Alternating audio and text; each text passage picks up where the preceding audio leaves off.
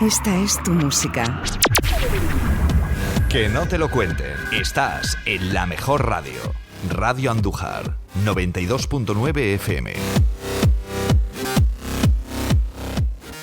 Radio Andújar, 92.9 FM.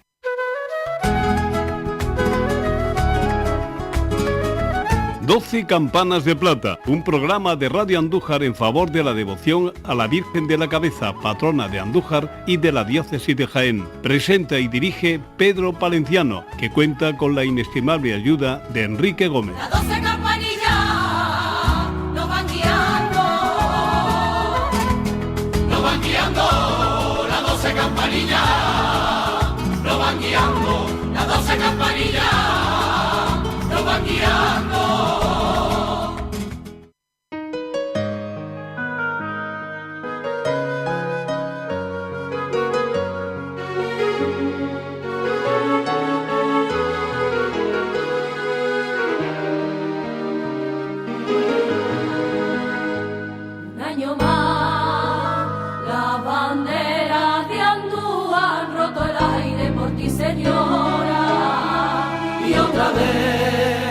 Quiero que digas algo a este corazón que de emoción se ahoga. Cuántos siglos de hermandad de ese tiempo por ti, Andújar cae a tu planta, dejando madre su alma, pa' soñar en tu camarín. Andújar en hermandad te deja su vida, su fe, su esperanza y su paz. En esta noche soñada se refleja en la mirada el llanto que hace que brote por el amor que nos manda. Una plegaria hacia ti, Andújar, por el camino ha derramado al sentir ese bautizo en el río. Romeros que al despuntar hablan despacio hacia el cielo, pidiendo que su hermandad llegue a acostarse en tu cerro. Carretas, caballos, gente cansadito de caminar, sudor bendito en la frente hasta su promesa dejar. Ay, madre de la cabeza, ay, madre de la cabeza, Virgencita celestial. Andújar se hizo nación hace más de 7 siglos y ahora se vuelve pasión, y ahora se vuelve pasión para gritar soy tu hijo, madre de mi corazón.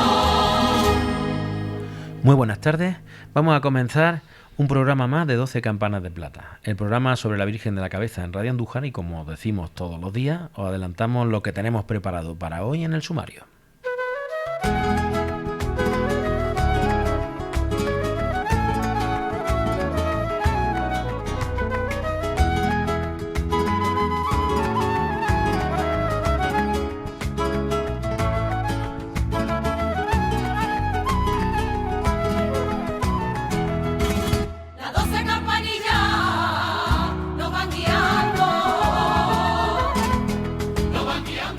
Bueno, después de escuchar las 12 campanillas que nos van guiando, os adelanto los contenidos que tenemos para hoy. Estamos, bueno, muy buenas tardes, Enrique Gómez. Buenas tardes. Y hoy, como siempre, en el programa de Navidad, Archi Antonio Aceituno, muy buenas tardes. Muy buenas tardes. Y gracias por estar aquí con nosotros un año más. Es un clásico de Campana de Plata en Navidad tener el programa de Navidad. ¿Cuántos años llevamos haciendo el programa este con Archi? Pues, yo creo que pues más de 5, yo creo, sí, ¿no? Sí, unos 8 años por lo menos. ¿Verdad? Sí. Bueno, hoy daremos con Archi en la parte final ese repaso pues por cosas de la Navidad, de la Inmaculada, de la iconografía, cosas relacionadas con estas fechas. Pero bueno, os adelanto que vamos a empezar haciendo una entrevista por teléfono con el presidente de la cofradía, con Manuel José Gómez Martínez. ¿Por qué? Porque tenemos muchas cosas de actualidad con la cofradía. Evidentemente, al principio, la presentación del cartel del 800 aniversario que se presentó la semana pasada.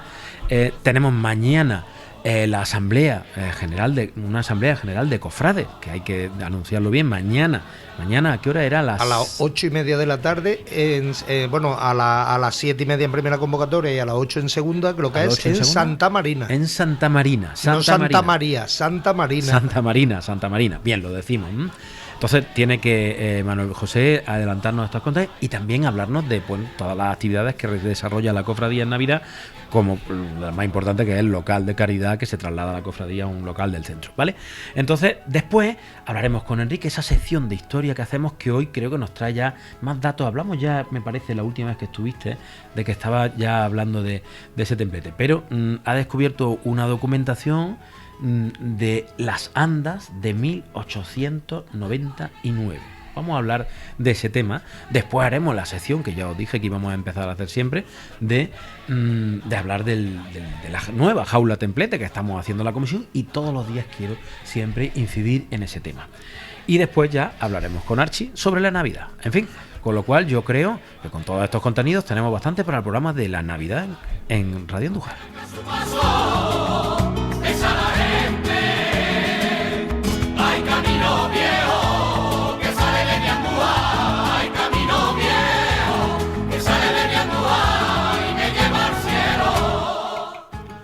Bueno, pues yo creo que podemos ya, no sé si podemos escuchar ya a Manuel José. Muy buenas tardes, Manuel José.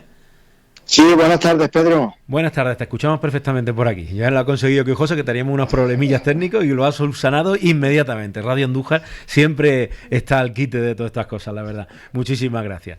Bueno, pues sabemos que tienes prisa porque tienes unas reuniones pendientes y nos gustaría que nos dieras, pues bueno, lo primero, la crónica de estas tres cosas, que son, bueno, la presentación del cartel del 800 aniversario, que es una cosa muy importante, y creo que hay que dar cumplimiento de todo el esfuerzo tan grandísimo que ha hecho la cofradía en este cartel, y hay que darle la importancia que merece.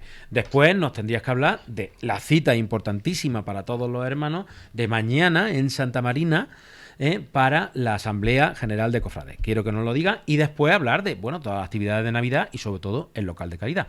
Como tú quieras, empezamos por donde tú quieras, Manuel José. Bueno, primero permíteme saludar a Enrique y a Archi, que sé que están ahí contigo, Buenas tardes, y a toda la audiencia, lógicamente. Muy bien. Bueno, pues mira, Pedro, si quieres, con respecto al último que ha acontecido, que fue el día 4, sí, que fue cuando presentamos la obra pictórica conmemorativa del 800 aniversario, pues bueno, como sabéis, fue un acto para realizar una oración contemplativa a la Santísima Virgen de la Cabeza, que estaba plasmada en la obra que Raúl Berzosa ha pintado para este acontecimiento, ¿no? No queríamos que fuese un cartel al uso, puesto que eso pierde de inmediato todo el valor, sino que fuera una obra que perdurara en el tiempo como obra pictórica, claro. Y de ahí pues sacar el cartel que ya todo el mundo conoce, con la leyenda de Santísima Virgen de la Cabeza, Andújar cuna de amor a María, y 800 aniversario, aparición en la cabecera, y luego en el faldón, digamos, pues año jubilar y las fechas que van a tener lugar todas estas celebraciones, que sería desde el 4 de octubre de 2026 al 8 de diciembre de 2027. Claro. Y también se presentó el cartel allí en el mismo acto, que para mí resultó muy curioso porque fue un acto de culto. Sí, evidentemente yo creo que cumplir 800 años hay que hacer un esfuerzo, además de imaginación, tremendo en todo lo que acontezca en torno a la Virgen de la Cabeza. Y bueno, haber presentado un cartel en un teatro, en otra sala, en cualquier otro sitio, desvirtuaba de alguna manera el espíritu de fe y fervor a María que tiene esta cofradía desde hace ya 800 años, no casi. Con lo cual, pues bueno, había que darle una vuelta, y tuvimos la gran fortuna de que don Carlos pues nos facilitó el poder hacerlo en Santa María como un culto, que era la pretensión, ¿no? Sí, perdona. Nada, pues yo creo que resultó un acto súper... A mí me resultó muy original por el tema de darle ese sentido religioso que tuvo el acto. Sí, sí. Luego también tener en cuenta que don Carlos, el arcipreste, escribió una oración expresamente para este acontecimiento, sí, que fue la que se entregó allí para que todo el mundo pudiésemos seguirla junto a él. Y bueno, pues de alguna manera empezar con una oración un tanto novedosa por esta celebración que estamos empezando a iniciar, pues la verdad que quedará también para los anales de la historia el poder repetir esa oración en algún otro encuentro que tenga la cofradía con sus cofrades o con devotos y demás. Claro. Pues yo la verdad, daros la enhorabuena porque yo sé del esfuerzo enorme que cuesta la organización de todo esto. Yo me acuerdo que lo dije ayer, vamos, porque es que sé perfectamente que tiene mucho lío y ha sido mucho tiempo.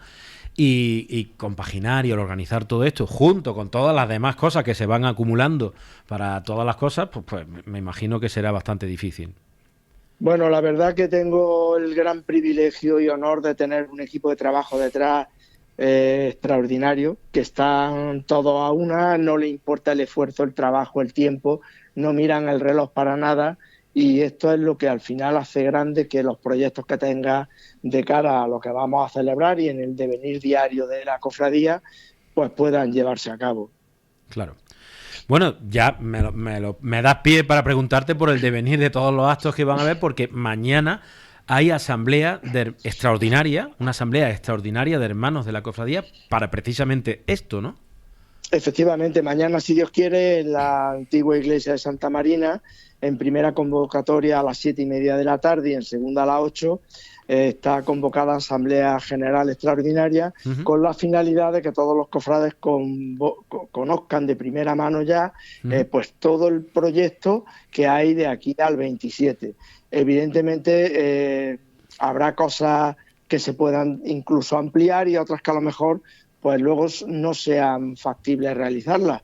Pero bueno, sí, claro, es cierto que todo el esfuerzo merece la pena para este acontecimiento. Claro. Entonces, bueno, yo me imagino que la asamblea extraordinaria es simplemente pues no sé si tiene el formato que estamos acostumbrados de las asambleas normales o simplemente una asamblea informativa de los actos del 800. Bueno, vamos a hacer la presentación del documento institucional con la planificación general y el cronograma de actos. Y luego la información de los actos y cultos programados para 2026. Ajá. Y hay un tercer punto que es ruego y preguntas, porque bueno, podíamos haber hecho una asamblea informativa, soltar allí toda la teoría y tal, y no darle opción al cofrade a que pregunte. Yo creo que todo lo que sea preguntar, incluso opinar de cosas en concreto que enriquezcan, bienvenidas sean. Por lo tanto, bueno, pues espero que sea una asamblea donde haya una gran participación y sobre todo que nos vayamos con la idea clara de que todo el mundo tiene cabida para lo que vamos a celebrar en los próximos 2 años. Claro. Pues fantástico, la verdad es que mañana estaremos allí y invitamos desde aquí de Campana de Plata que asistan todos los hermanos en masa, porque creo que es un momento muy importante y tenemos que estar todos desde el principio, siempre apoyando a nuestra cofradía. Es la función de todos los hermanos de la cofradía. Y bueno, claro, ya simplemente preguntarte pues todos los actos de Navidad, porque hay cosas muy importantes durante la Navidad todos los años, pero es verdad que siempre arranca con ese local de caridad que es tan importante para la cofradía, ¿verdad? Claro, si Dios quiere, el próximo viernes día 12 a las 8 de la tarde vamos a inaugurar ese local de caridad, gracias a la generosidad de Pedro Cantudo Chamocho, que nos ha cedido un local magnífico. Entonces, pues si no fuese por estos mecenas que encontramos en el día a día en nuestro pueblo, que además son cofrades, claro, pues no sería posible pues todo el desarrollo de esto, ¿no? Claro. El local de caridad, aparte de lo que es propiamente reunir una serie de alimentos y juguetes para poder beneficiar a los más necesitados, pues también tiene otras connotaciones como punto de encuentro, y se van a celebrar unos talleres. Esto gracias a Mari Carmen Martínez Márquez, que es la vocal de caridad, y el equipo que le está echando una mano tremenda. Pues bueno, vamos a tener distintos talleres a lo largo de todo el tiempo que va a estar abierto, con el fin de que los más pequeños pues tengan un punto de encuentro también para pasar un rato en ese ambiente cofrade que todos queremos en esta fecha de Navidad, ¿no? Claro, y allí se podrán informar absolutamente de todo, pues, como si fuera la propia sede de la cofradía, ¿verdad? Efectivamente, de alguna forma la sede de la cofradía durante el mes de diciembre hasta el 5 de enero se traslada de lunes a viernes en horario de 11 de la mañana a 1 y por la tarde de 5 a 8, y los sábados de 11 a 1 de la tarde. O sea, con lo cual pues vamos a estar mucho más tiempo abiertos, y luego bueno, pues se podrán adquirir todos aquellos recuerdos que se van a poner para que el que quiera tenerlos pues lo pueda llevar a casa. Entre ellos va a estar una colgadura con una imagen de la Virgen, el Niño y San José, gracias a la generosidad de Raúl Berzosa, que nos ha cedido el derecho de poder reproducirla. Mira. Y bueno, pues también se podrá adquirir la lámina de la obra pictórica, numerada y firmada por el autor originalmente. Fantástico.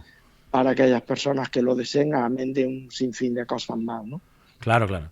Bueno, y luego están los cultos normales de... Perdón, Manuel José, di dónde está el local. Exactamente, dinos dónde está el local. ¿Está en la calle Ollerías? ¿Dónde? En la calle Ollerías es junto a Unicaja, frente a Unicaja, local de Insight que había allí de ropa, ¿vale?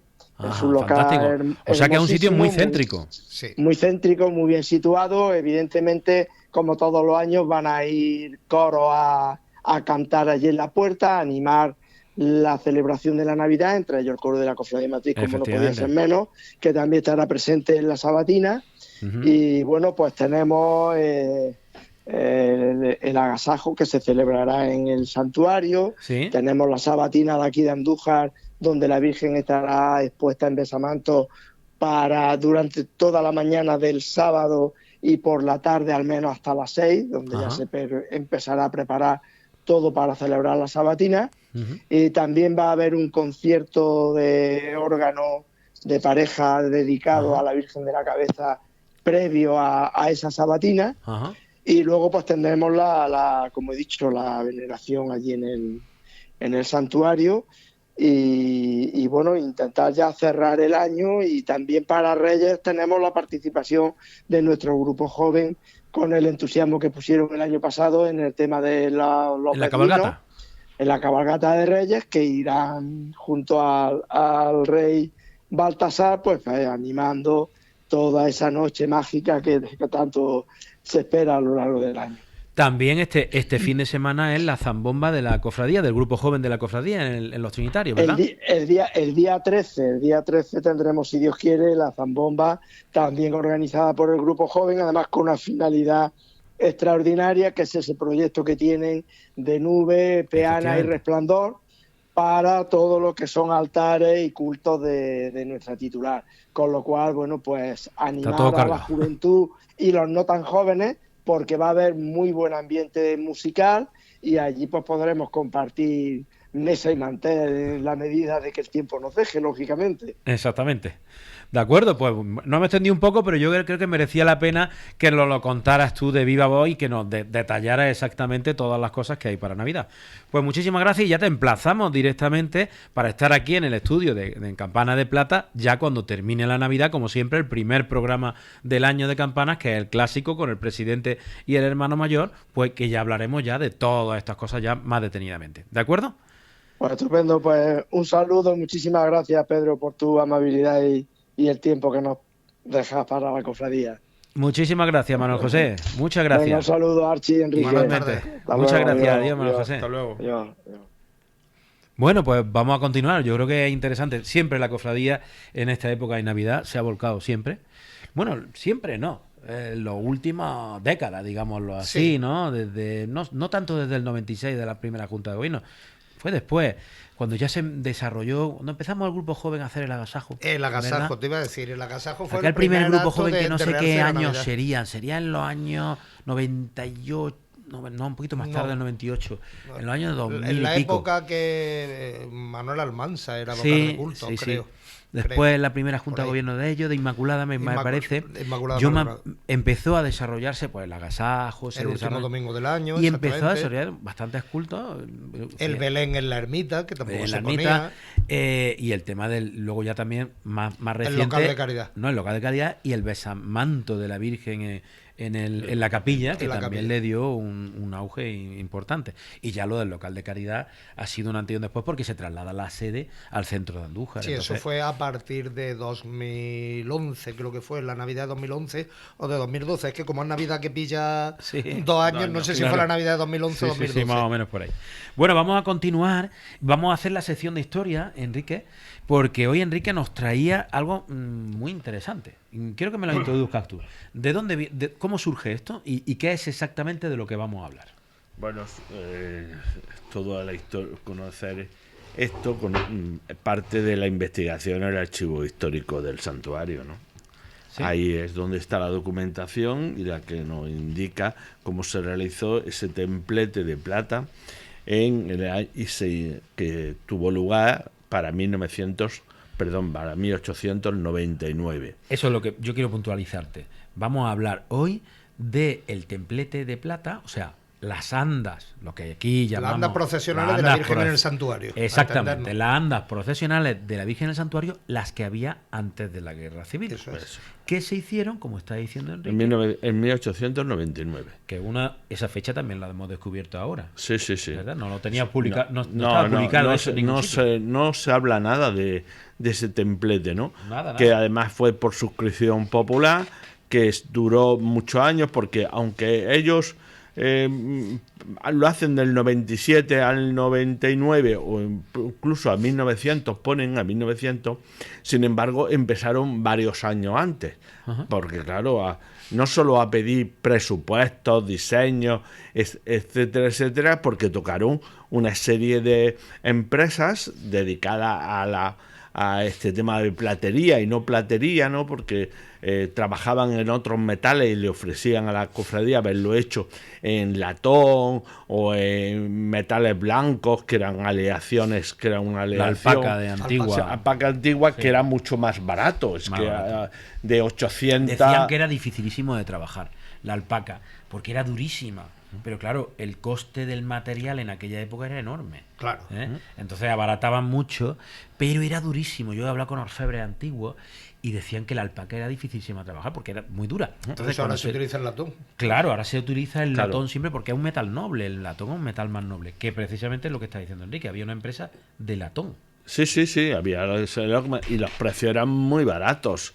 De 800 y 900 o 900 pesetas, estamos hablando de pesetas, 1200, la oscilación era muy barata. Sin embargo, la cofradía apostó por lo más caro. Bueno, pero vamos a introducir este tema. Tú lo que has descubierto, una serie de documentación donde la cofradía pide varios presupuestos, ¿verdad? Pide varios presupuestos y pide a varias empresas. No, hay 4 o 5, porque hay también otro de Barcelona, están unos que eran de Madrid, pero que la iban a hacer en Lyon, con lo cual eso encarecía un poco el trabajo por los portes, los pagos en la aduana, etcétera. Que esos de Lyon, porque... era una empresa de objetos religiosos de España, en Madrid, pero tenía una delegación, pero trabajaba con estos de Lyon. En Lyon debieron de hacerse las medallas conmemorativas de aquello, donde aparece la Virgen de la Cabeza y un templete por la otra cara. Sí, creo que conozco esa medalla. Sí, esa medalla. El templete, ¿cómo era? ¿Era muy similar al actual? Era totalmente parecido. Bueno, primero vamos a introducir. Eso es la última parte. La última parte es esa. Vamos a hablar al principio de esos presupuestos, porque lo curioso es lo que ha descubierto. Esos presupuestos. Además, hablan de andas o templete. Pero realmente en aquella Curiosamente, nos sorprendió también, me llamaste, utilizar la palabra templete, que no se utilizaba. No. Ahora no lo utilizamos, estamos hablando de la anda. Anda o templete. Pero anda o templete en aquella época era el templete. No iban a hacer el soporte. El soporte con varales que lleva. La mesa con las varas, no. Eso no era lo que iban a hacer. Iban a hacer el templete, pero en aquella época había templete. Porque a mí, por la lectura y por la carta del obispo y todo.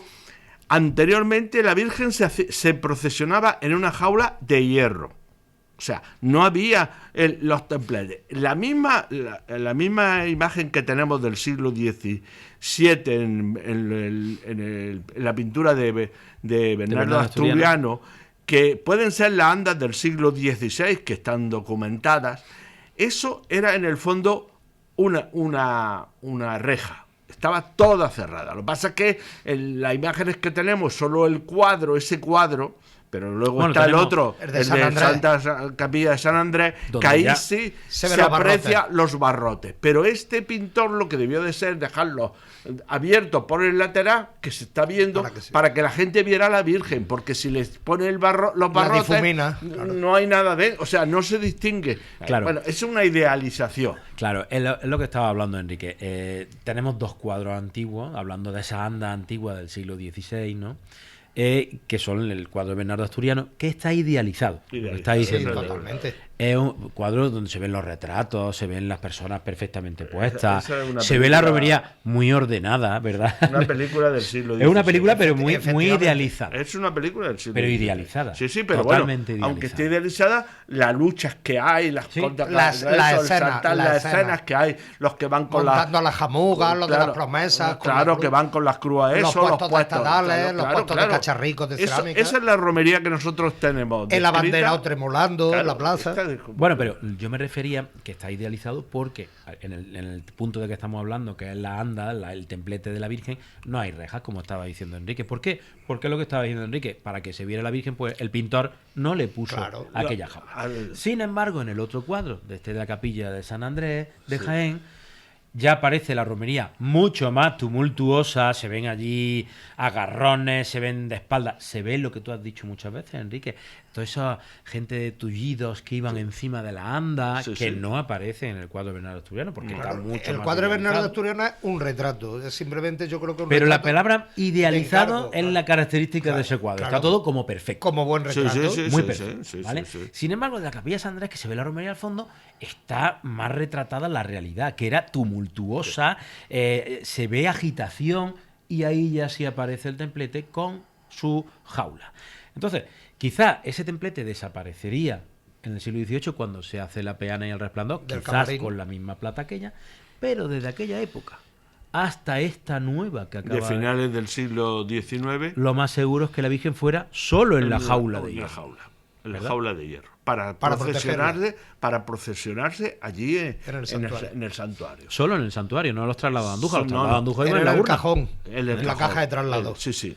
O sea que eso se ve. Porque además el obispo, que le da las bendiciones y manda también 40 días de indulgencias para aquel que diera una limosna. Sí, eso es muy normal en la época. El obispo está encantado y dice que qué alegría de haber dejado la jaula para apostar por este templete. Claro. ¿no? Entonces tiene las bendiciones del obispo de la diócesis, ¿no?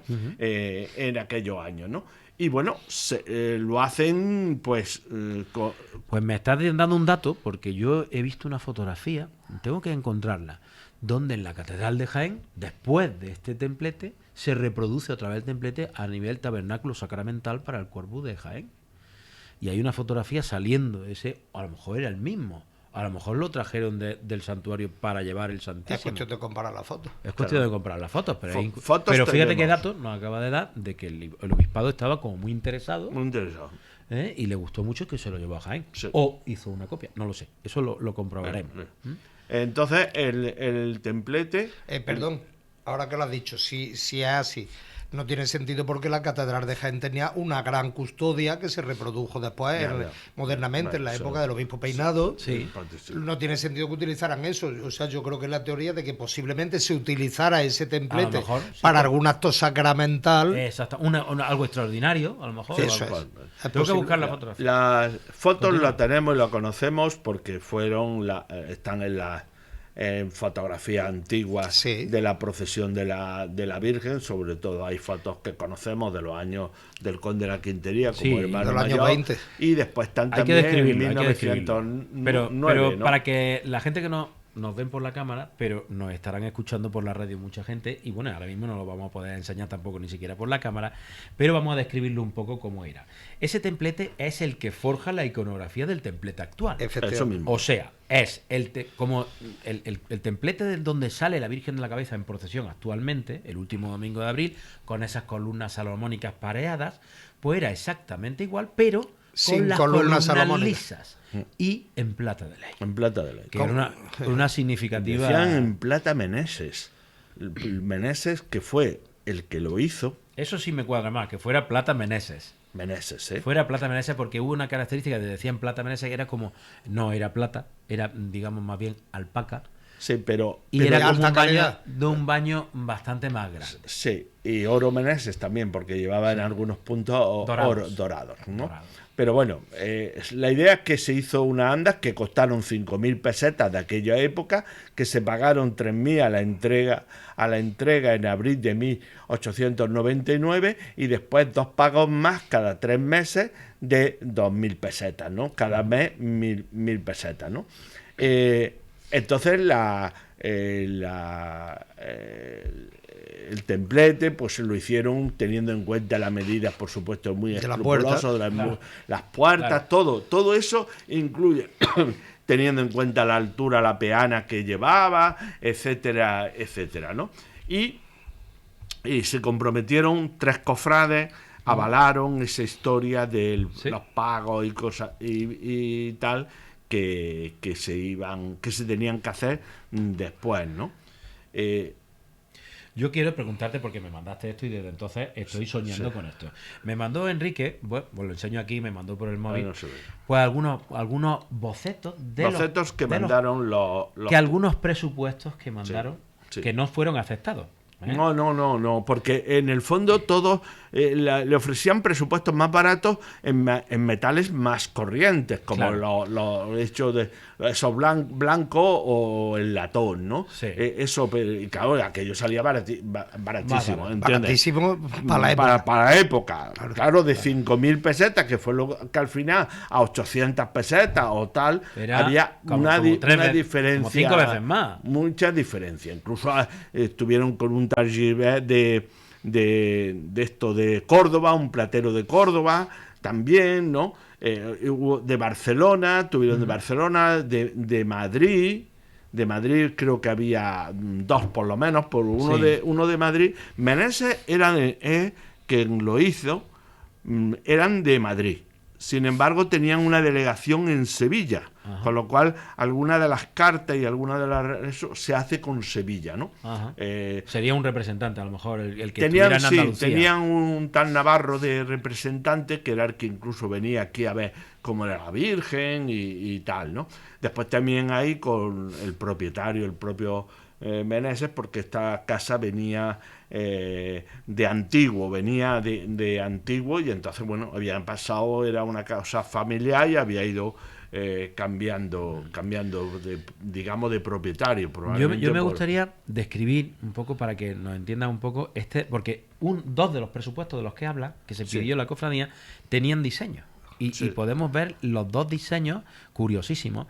Y lo más curioso, lo que me sorprende del primero, que yo no sé de qué casa era de una empresa de metales, me dijiste, ¿no? ¿Ese era el de Meneses? No. ¿O el de otro? Esos que eran de Albacete, de Alcará. Había unos de Alcará que mandaron. Pero lo más curioso, este era el segundo. Bueno, cuadrado. Esa es uno cuadrado, pero bueno, el primero es que era redondo. Aquí se entiende que es redondo y lleva los barrotes exactamente muy parecidos a la jaula. Básicamente, esto lo que hace es enriquecer la jaula. Básicamente. Sí. Por lo tanto, me reafirma en la hipótesis de que la Virgen, anteriormente a este trono que estamos hablando ahora mismo, procesionará en la jaula. Porque... Sí. Pero si es que además es que la idea, en principio, era el templete con la jaula, porque dicen que se abría por detrás para entrar y sacar a la imagen de la Virgen. O sea, que al final no hicieron la jaula, no le pusieron la reja y lo dejaron simplemente en el templete abierto como lo conocemos ahora. Pero la idea suya era... Pero es curioso otro boceto que hay aquí, que no sé de qué casa sería, no sé si lo pone aquí. No lo pone. Bueno, esto ya yo espero que lo publique esto. Tienes que publicarlo, porque creo que es una investigación. Lo mismo. Pero ya aparece también la reja, pero como un balaustre, como una rejita pequeña delante. Pero mantenía también el tema de la reja protectora de la Virgen, mucho más amplia. Aquí podían entrar las manos y todo, y parece pues un expositor típico de los... La verdad es que Meneses le mandó 6 fotografías de templetes que ellos hacían. Y por lo visto la cofradía eligió.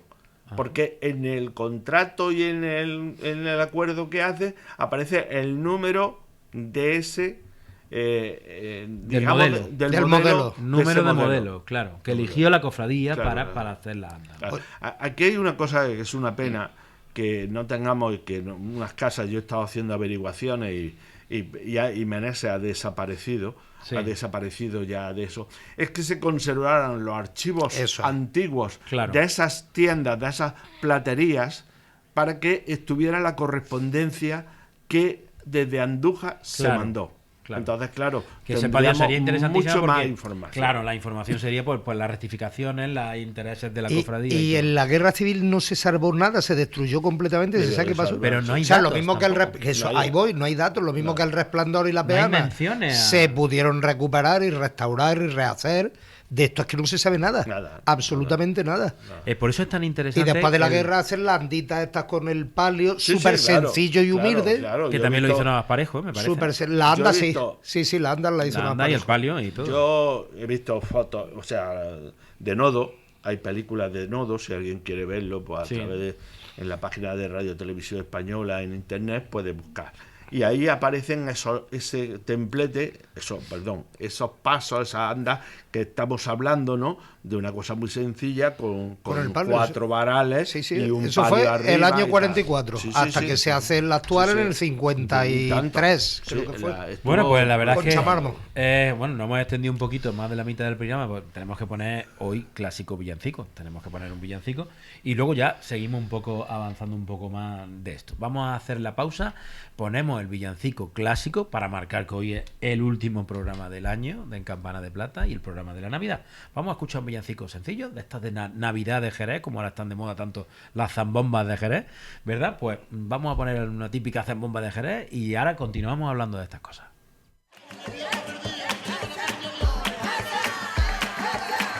Señores, como digo siempre, que viva la Navidad y viva la paz.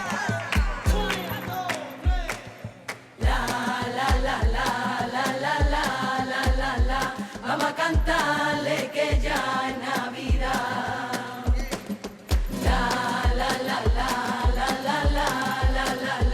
Vamos a cantarle que ya es Navidad.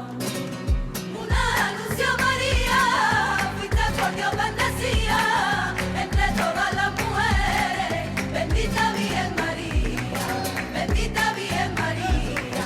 Despiértate, José mío, que ya mi niño ha nacido entre los cañaverales y a la orillita de un río. Entre los cañaverales y a la orillita de un río. Vamos a cantarle que ya es Navidad.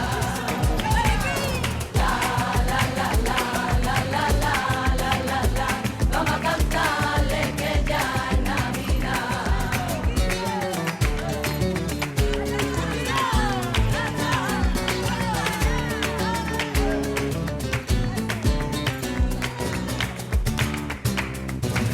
María respondió con gozo que su vientre llevaría al mismo Rey de los cielos, que Judea nacería, que Judea nacería. Despiértate, José mío, que ya mi niño ha nacido entre los cañaverales y a la orillita de un río. Entre los cañaverales y a la orillita de un río. Vamos a cantarle que ya es Navidad.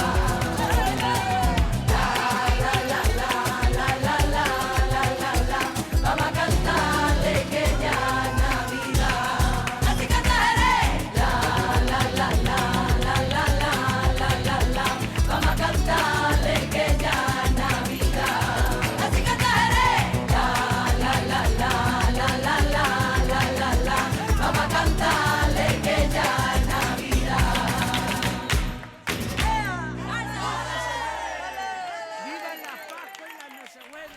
Bueno, un villancico típico de zambombas de Jerez, ¿no? Que están muy de moda las zambombas de Jerez.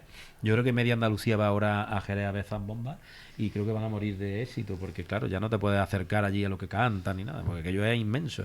Pero bueno, ya tenemos zambombas en todos sitios. Yo creo que en Andújar, creo que ya la infinidad de zambombas es bestial, muchas cofradías, de hecho, vamos a meter este fin de semana tendremos la zambomba del grupo joven de la cofradía por ejemplo, de la Cabeza en el patio de los Trinitarios, que cantaremos el coro de la cofradía, cantaremos allí, va a haber un muy buen ambiente, o sea que yo invito a todo el mundo.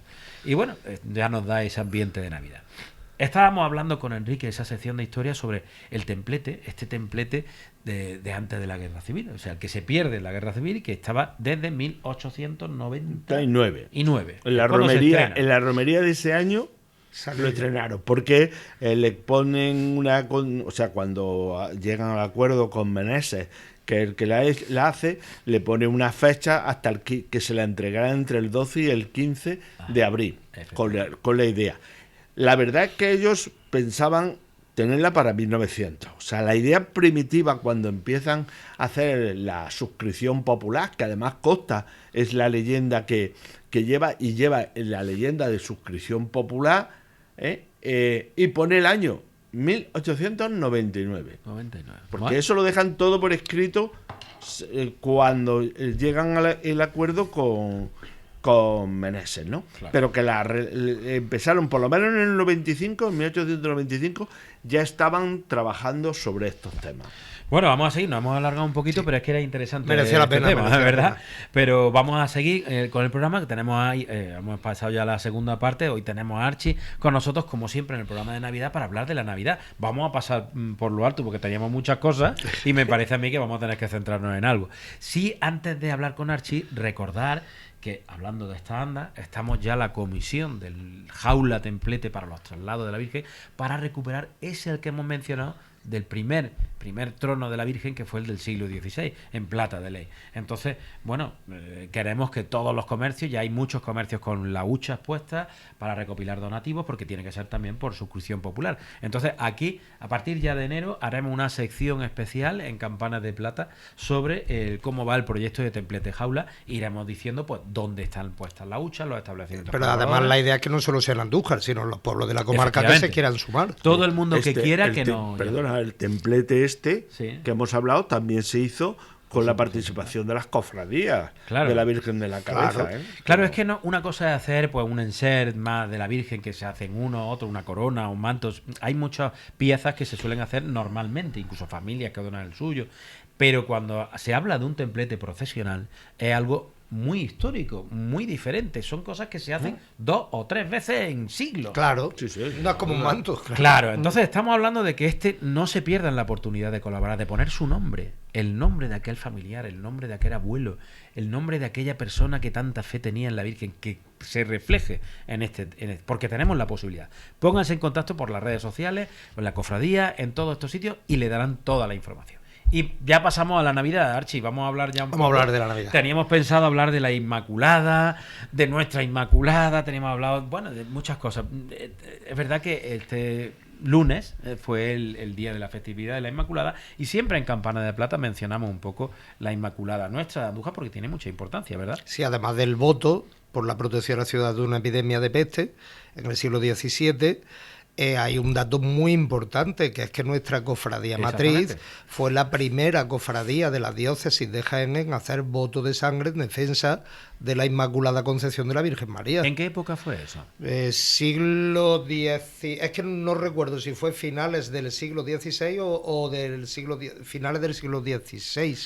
Sería finales de 1600, siglo XVII. ¿no? Sé si fue al principio o al final, lo sé, pero no me acuerdo. ¿Y cuándo se declara el dogma de la Inmaculada? En 1853. O sea, estamos hablando de que la Virgen de la Cabeza, la cofradía de la Virgen de la Cabeza, fue una de las primeras impulsoras de ese dogma. Sí, de toda Andalucía, y en Jaén la primera, sin lugar a dudas. Además está documentado, porque en documento de la cofradía, este dato lo halló Francisco Juan Martínez Rojas, el deán de la catedral, en un documento de la cofradía que está en el archivo diocesano. Comenzaba el documento diciendo nosotros, era una jura, y en la jura ponían la defensa, nosotros, cofrades de la cofradía de la Virgen de la Cabeza, que juramos con nuestra sangre defender la Inmaculada Concepción de la Madre de Dios, tal.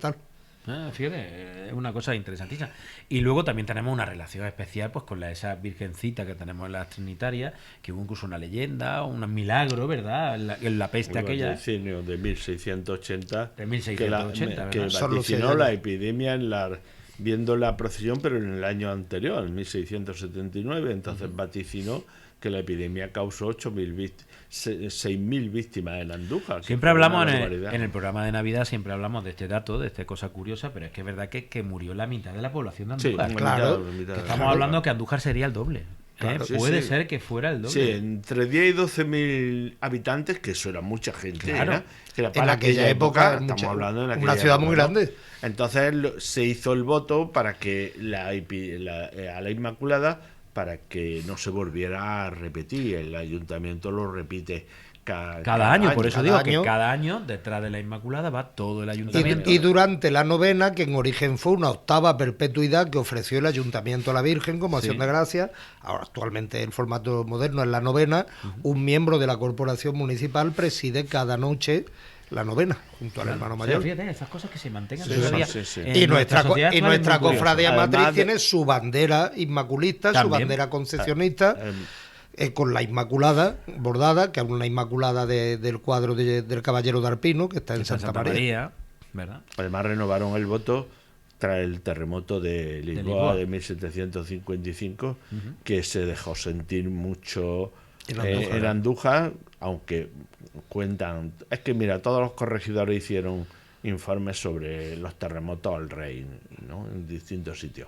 Y aquí lo más significativo es que el suelo se onduló. Ajá. Y eso en sismología es una cosa muy excepcional, ¿sabes? ¿Sí?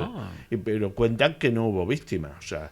Y bueno, lo que sí quedó muy destruido, afectado es la Torre de San Miguel. La Torre de San Bartolomé, que se cayó el copete. La Torre de Santiago, que se cayó también. Ahí eso, las torres le afectan bastante. Y el ayuntamiento, que el hecho de que... Se partió por la mitad, ¿no? Bueno, fue en aquello la fachada, era el terremoto de Lisboa. ¿Fue en el terremoto de Lisboa? El terremoto, como eran todos corridos, eran dos corredores, había dos corredores, ¿no? Entonces estaban, y eso le afectó, por eso le metieron el cuerpo ese neoclásico central y reforzaron, cerraron todos los vanos, le pusieron esas rejas, después la misma escalera que hay ahora mismo, pues es del siglo XVIII, ¿no? También la hicieron, o sea que... Claro.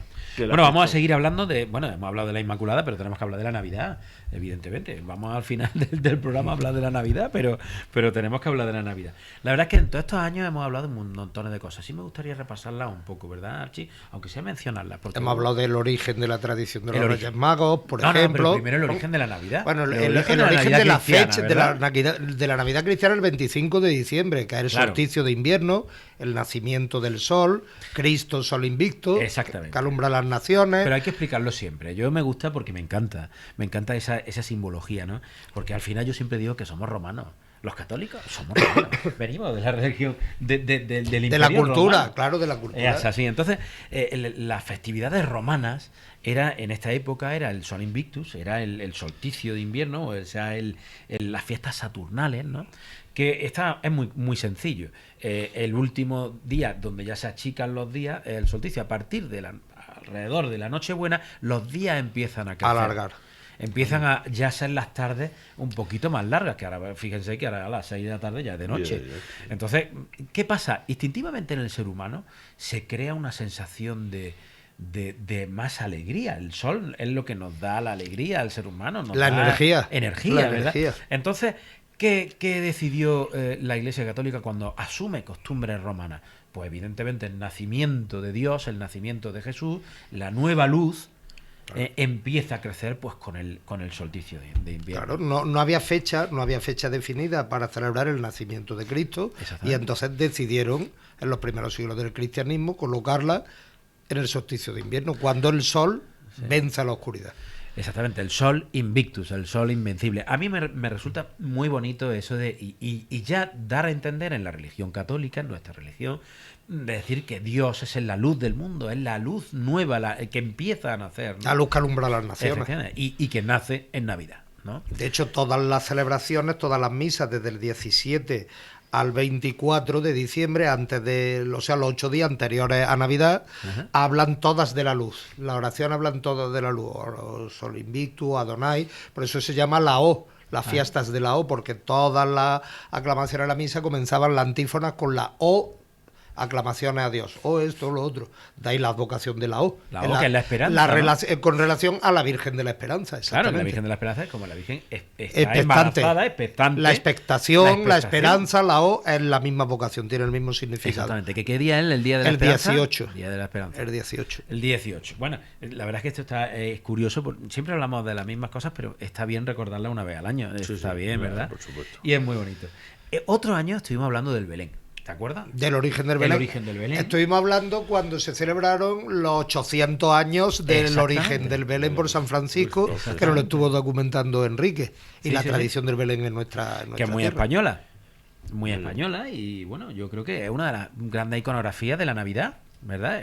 La tradición de montar el Belén en las casas. Pero aquel programa estuvimos repasando que el origen de San Francisco y todo esto, que empezó con los animales aquellos y aquellas cosas. Un Belén viviente. Eran Belén viviente, exactamente. El principio fue un Belén viviente, es curiosísimo. Que ahora lo vemos como más exótico, un Belén viviente, y al contrario, era el primitivo, ¿no? Luego también estuvimos hablando una vez de la tradición de los Reyes Magos. ¿Te acuerdas? Creo que fue el año pasado. El año pasado sí, o hace 2 años. La Biblia no dice que fueran 3, ni nada de eso. Dice unos magos de Oriente. Evidentemente, el símbolo de los 3 Reyes Magos es por los 3 continentes que en ese momento se conocían. Claro. Exactamente. África, Europa y las Asia. razas, ¿verdad? Claro, las razas, negro, el amarillento y la raza blanca, la europea. Claro, era curioso que cómo se simbolizaba en los 3 Reyes Magos las razas y todos los continentes. Los pueblos de la tierra. Y faltaba uno, que era América. Y Oceanía. Y Oceanía, claro. Efectivamente, ¿no? Claro, de hecho, en el Salmo del Día de Reyes, el Salmo dice, o sea, los 3 Reyes significan todas las razas, todos los pueblos de la tierra. El Salmo del Día de Reyes, se postrarán ante ti, Señor, todos los pueblos de la tierra. Muy interesante, ¿verdad? Pero bueno, yo quería hoy que habláramos como... Bueno, todo esto ha sido un repaso de lo que hemos hecho estos años, ¿verdad? Hablando de la Navidad. Pero bueno, yo siempre digo que nuestra Virgen de la Cabeza lleva un niño pequeño recién nacido en el regazo, con lo cual, para nosotros los cristianos católicos, celebramos la Navidad, el nacimiento del Señor. Y la Virgen de la Cabeza, de la que hablamos todo el año y que tenemos tantísimas cosas alrededor, es una Virgen sentada que tiene un niño recién nacido, ¿verdad? Sí, en la iconografía de la Virgen de la Cabeza. ¿Cuál es esa iconografía? No es exactamente la Virgen Trono, que se representa a partir del Concilio de Éfeso. A lo mejor la antigua sí lo fuera. La Virgen Trono suele tener más al niño sentado en la rodilla y la Virgen hace de trono del niño, por eso es la Teotocos. La Virgen de la Cabeza ya tiene el niño en el brazo, que es otra iconografía muy clásica, pero bueno, más que... yo creo que la representación de la Virgen de la Cabeza yo la identificaría mucho más, y más en el entorno del camarín donde está y con su resplandor, como una epifanía, o sea, como una manifestación de la gloria de Dios a los hombres. La Virgen nos está mostrando a Jesús en su brazo, ella que se automanifiesta como la nueva Eva, corredentora con Cristo y mediadora de todas las gracias, al sostener un fruto en su mano, que es la característica de María, nueva Eva, que a lo largo de los siglos, la tradición de nuestra devoción, esa fruta, que en origen sería una manzana, lógicamente, se ha transformado en madroño, por característica propia. Bueno, pero el otro día, en el anterior programa... Salcedo le decía una frutica. Bueno, decía Tomás que había un documento, no sé si en el Salcedo o en el Salcedo de Aguirre, no lo sé en qué libro antiguo, ya hablaba de madroño. Hablaba ya de madroño. Curioso, ¿no? Quizás ya por asimilación al fruto de la sierra. Claro. Pero es verdad que el símbolo es una manzana por el símbolo de la nueva Hay Eva. Hay otras vírgenes, como ahora mismo se me ocurre Zocueca en Bailén, que lo que le está ofreciendo al niño es como una bandeja, como una patena con flores y frutas, que eso es la simbología de los dones del Espíritu Santo. Hay otras vírgenes que lo que tienen en la mano es una granada, como símbolo de la sangre redentora que derramará Cristo para salvarnos. Es todo pura simbología. Y además lo que tú dices, en el caso concreto, nuestra Virgen de la Cabeza, los colores que lleva, el manto azul, la túnica color jacinto, esa túnica jacinto oscura casi carmesí, el canon inmaculista de la Virgen que impuso Pacheco. Bueno, pero te refieres a la nueva imagen de Navas Parejo. Sí. Claro, no la iconografía de verdad de la Virgen de la Cabeza, Virgen gótica, que es una Virgen de vestir, evidentemente, ¿no? ¿Sabes? Que son la clásica iconografía de la Virgen de la Cabeza, ¿no? Pero yo lo que me da curiosidad, ¿no? El tema de esa representación, porque básicamente nos retrotrae... ¿Es una maternidad? Es una maternidad que nos retrotrae la Navidad. Una maternidad. Porque, bueno, falta un San José al lado, ¿no? Y está la niña con el niño recién nacido, ¿no? Aunque nuestro niño no está tan recién nacido. Por eso digo que yo la interpreto más cuando uno llega al camarín con el sentido que tiene el camarín de la meta, el cielo, el alcanzar el cielo, los peregrinos, que es el sentido que tuvo en el siglo XVIII hacer los camarines, era la representación del cielo, de la gloria. Es eso, más como una epifanía, la culminación de la Navidad, la manifestación de la gloria de Dios a todos los hombres a través de María. La luz del Señor, ¿no? Ese mostrando o sea, ¿qué siente uno cuando llega al santuario y llega al camarín? Eso, la grandeza de la Virgen, es decir, ya estoy ante ti. Efectivamente. Bueno, la verdad es que nos quedamos con esa idea. Pero sí te quería hacer yo otra pregunta. Eso del sentido de las vírgenes de gloria. ¿Qué diferencia hay iconográficamente también? Porque siempre se celebra 2 minutos, nos queda. Creo que da suficiente. En 1 minuto. En tiempo de Pascua. Exactamente. ¿Siempre tiene que ser en tiempo de Pascua? No necesariamente. Hay vírgenes de gloria que se celebran para la Candelaria, por ejemplo. Hay muchas vírgenes, muchas vocaciones. Otras para la Encarnación.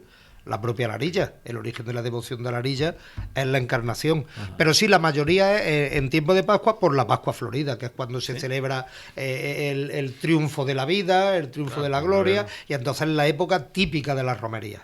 Claro. Hasta la Pascua de Pentecostés, que el lunes de Pentecostés lo tenemos identificado con el rocío, pero hay multitud de advocaciones por toda Andalucía y por toda España que se celebran también el lunes de la Pascua de Pentecostés. Lo mismo que el lunes de Pascua de Resurrección, también hay muchas romerías extendidas. Claro.